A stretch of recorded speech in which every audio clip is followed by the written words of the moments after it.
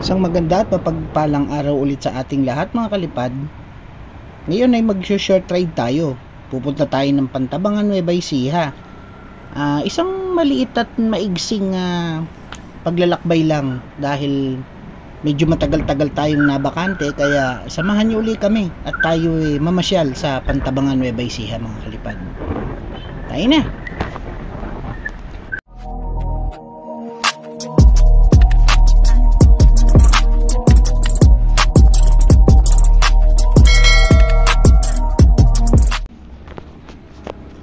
Ngayon mga kalipad ay malapit na tayo dito sa munisipyo ng Pantabangan. Sa totoo lang, itong ride na to ay hindi natin pinlano ngayon, biglaan lang dahil nga nawalan ng kuryente sa halos karamihang bayan ng Nueva Ecija. Kaya tayo ay nakapag-isip-isip na kaysa pumunta ng mall, mamasyal at tuklasin yung mga magagandang tanawin uli dito sa Pantabangan. Actually, napunta na tayo dito dati, kasama natin si Mr. Santos Gloria. Shoutout sa iyo sir dyan sa Bataan. Sana mapanood mo uli yung video na to. At sana makabalik ka uli rito sa amin sa Nueva Ecija sir. Ngayon nga mga kalipad, nandito na tayo ngayon. Papunta tayong Intang Lake. Unahin natin yung Intang Lake para makapunta tayo ng view deck. At kung natatanaw nyo, nandito tayo ngayon mismo sa tapat ng Highland Valley. Yan, isa sa mga tourist spot at dinadayong lugar dito sa Pantabangan. Napakaganda po dyan mga kalipad. Kaya nga lang medyo pricey, kaya dito na lang muna tayo at sa nature na lang muna tayo pumunta. Tsaka na tayo pupunta riyan. At nandito na nga tayo sa Hanging Bridge mga kalipad. Papunta tayo ng view deck. Kaya syempre bago ang lahat, bago natin busugin ang ating mga mata, mag picture muna tayo. Siyempre, dagdag memories na naman to. Sobrang lakas ng hangin mga kalipad. Mukhang negative tayo magpalipad dito. Maliit pa naman yung gagamitin natin. Dahil nga negative tayong magpalipad ng drone sa lakas ng hangin mga kalipad, agad na tayong bumaba. At naisipan namin na pumunta sa Pangpang at mamangka na lang para puntahan ang lumubog na simbahan ng Pantabangan. Isa ito sa mga dinarayo at pinupuntahan ng mga turista kapag lumalabas ang simbahang ito. Madalang lang lumabas ito mga kalipad, kaya natsyempuhan natin ngayon, kaya syempre dapat puntahan. Kahit medyo malakas ang hangin at malalaki ang alon, ay ating pupuntahan. Ilang minuto ring mga kalipad na wala kaming kibuan. Nakikiramdam kami. Ang lalakas kasi ng alon at ang lakas ng hangin. Ang liit pa naman ng bangkang sinasakyan namin. Kaya kahit naka-life jacket ka, talagang kakabahan ka.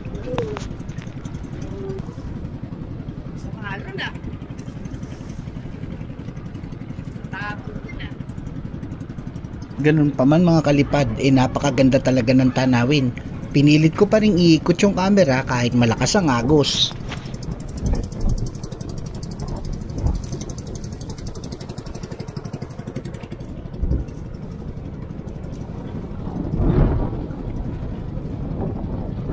Papunta tayo sa lumubog na bayan ng Pantabangan.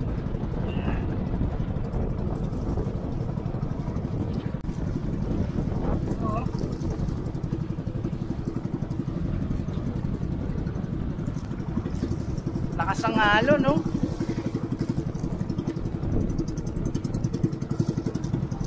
Manang view. May cellphone mo, mukhang malaglag.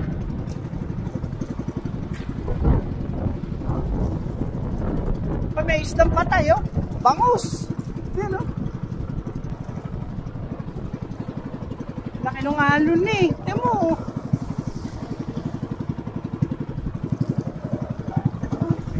Oh. Iibabaw tayo sa alon ni Kuya. Galing. Oh. Galing mag-drive. Oh.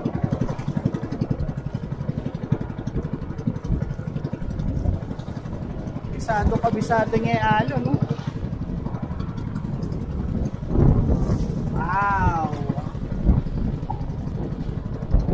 pag nagpupunta kayo dito, pagka nagpupunta kayo rito, ito na pinakamalakas na alon o may mas malakas pa rito? Oh, meron pa? Wala naman tumataob. Galing, ano? Ayon kay Kuya, kahit malakas ang agos, wala naman daw tumataob na bangka dito. Siguro nga, magagaling kasi silang mag-drive. Lapit na tayo sa Pangpang. Ngayon nga mga kalipad ay kasalukuyan ng tayong nakatungtong ngayon sa lumubog na bayan ng Pantabangan.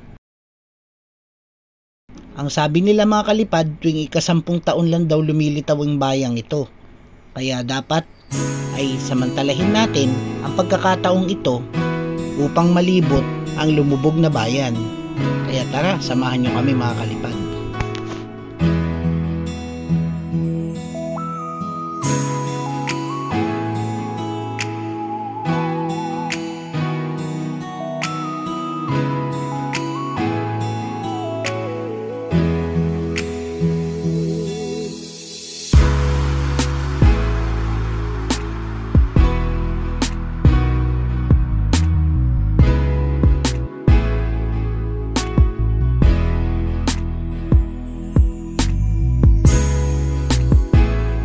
Sa kabila nga ng napakalakas na hangin mga kalipad, ay atin pa ring sinubukan na makakuha ng aerial shot.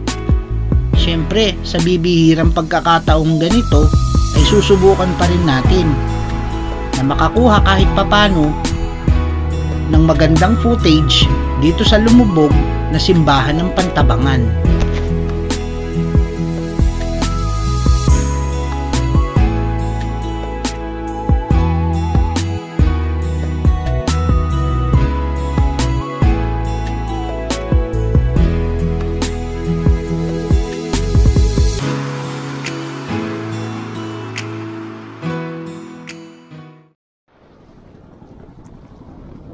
Isang agos. Woo! Yung inaakala mo na malakas na agos pagpapunta ay mas malakas pa pala pagpabalik dahil pasuba na tayo sa mga alon. Kaya hindi namin inaasahan ang mga pangyayari mga kalipad.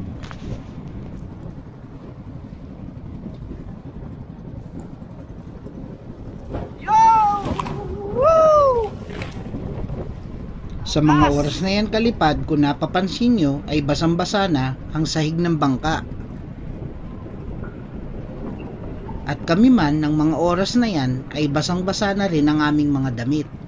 Para na rin kaming naligo sa lawa ng Pantabangan dahil sa lalaki at lalakas ng mga agos nito.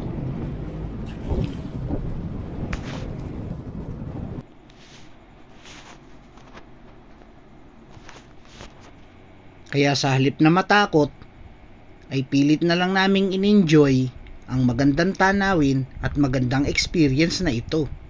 Minsan-minsan lang mangyari to, kaya i-enjoy dapat natin to mga kalipad.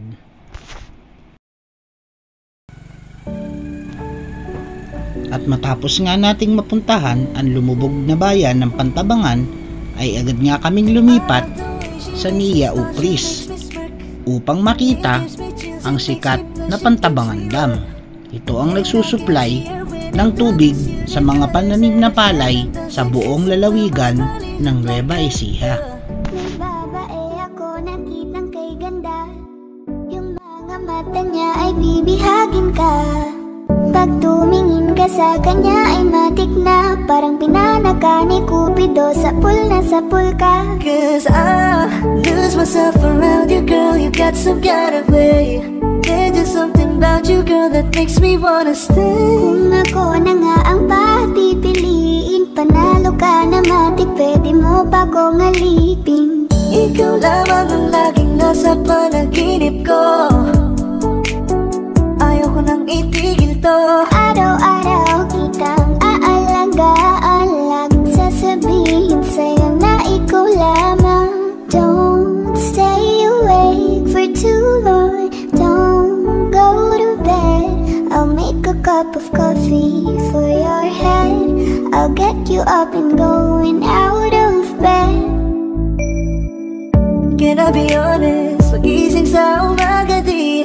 mo lang alam, ikaw yung tanging nasa isip. Hayaan kita sa paraan na ako lang ang nakakaalam.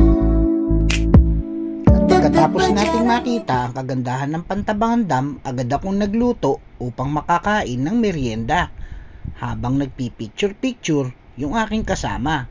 At matapos naming kumain ay agad na kaming umuwi at dumiretso ng Bungabon. Dito ay matatanaw natin ang maluwang na taniman ng palay at mga sibuyas.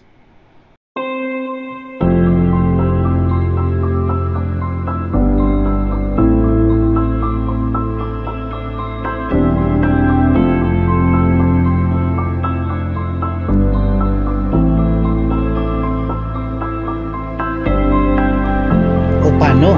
Hanggang dito na lang muna uli ang ating mga paglipad. Salamat sa inyong pagsama at pagsuporta sa ating mga video. Sana sa mga susunod na ating paggala ay kami ay inyong samahan muli. Anong mga kalipad? Hanggang sa susunod uli nating pagpasyal,